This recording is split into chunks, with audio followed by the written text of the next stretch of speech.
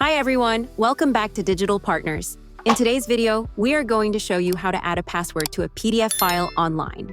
Let's get started. First, open your web browser and go to a site called ilovepdf.com.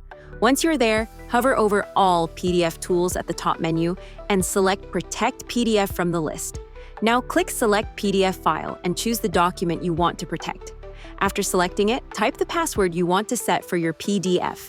Once you have entered the password, click Protect PDF. The website will process your file, and when it is done, click Download Protected PDF. Now go to your Downloads folder, open your new file, and you will see that it asks for the password before opening. And that's it.